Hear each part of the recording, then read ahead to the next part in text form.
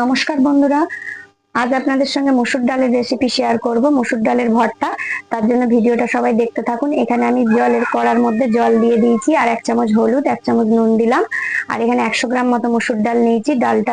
ডালের থেকে কিন্তু জলটা পরিমাণ কম দিতে হবে, কারণ শক্ত শক্ত করে ডালটা আমি সেদ্ধ করব ভর্তা বানানোর জন্য। দেখুন, ঠিক এইভাবে শুকনো শুকনো ভাবেই সেদ্ধ করে নেব। এবার কড়ার মধ্যে দিয়ে দিচ্ছি সর্ষের তেল। তেলের মধ্যে 2টো শুকনো লঙ্কা দিচ্ছি।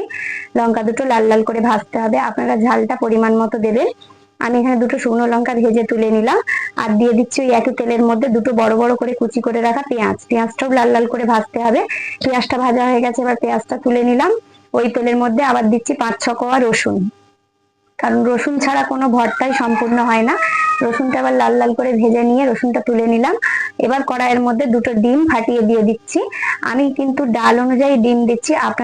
আপনাদের ডাল বেশি হলে ডিমটাও কিন্তু বেশি দিতে হবে, নাই কিন্তু ভর্তাটা খেতে ভালো লাগবে না। ডিমটা ভুজিয়া করে ভেজে নেব। এবার উপর থেকে মসুর ডাল সেদ্ধটা দিয়ে দিচ্ছি।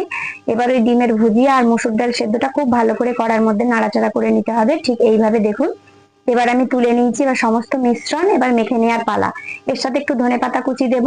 দেখুন, ওই পেঁয়াজ ভাজা, রসুন ভাজা, শুকনো লঙ্কা ভাজা আর সর্ষের তেল আর নুন দিয়ে আমি এই ভর্তাটা খুব ভালো করে মেখে নিয়েছি।